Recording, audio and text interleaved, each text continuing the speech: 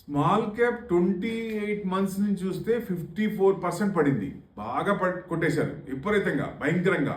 అంటే మామూలుగా మార్కెట్ పడేటప్పుడు మిడ్ అండ్ స్మాల్ క్యాప్ బాగా కొడతారు. మిడ్ క్యాప్ కంటే స్మాల్ క్యాప్ విపరీతంగా కొట్టేశారు.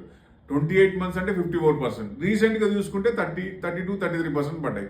అంటే టోటల్గా చూస్తే 54% అంటే మాటల భయంకరంగా. దాంట్లో ₹1 పెడితే దాదాపుగా 50 lakhs ఎగిరిపోయినట్లు లెక్క.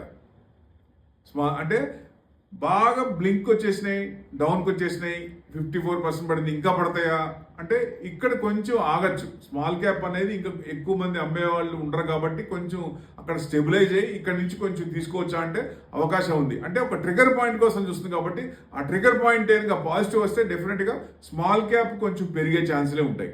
సో బాగా పడిన స్టాక్స్, మంచి మంచి స్టాక్స్, అది కనుక అంటే 52 వీక్ అంటే లో ఉన్న స్టాక్స్ అలాంటివి సెలెక్ట్ చేసుకొని ఫండమెంటల్గా స్ట్రాంగ్ ఉన్నాయి, ప్రైజెస్ డిఫర్ అయినాయి, కిందకు వచ్చినాయి, అవి పెట్టుకుంటే లాంగ్ రన్లో మంచి రిటర్న్స్ వచ్చే అవకాశం ఉంటుంది. స్మాల్ క్యాప్లో ఇన్వెస్ట్మెంట్ రైట్ టైమా అంటే రైట్ టైం అని చెప్పుకోవచ్చు.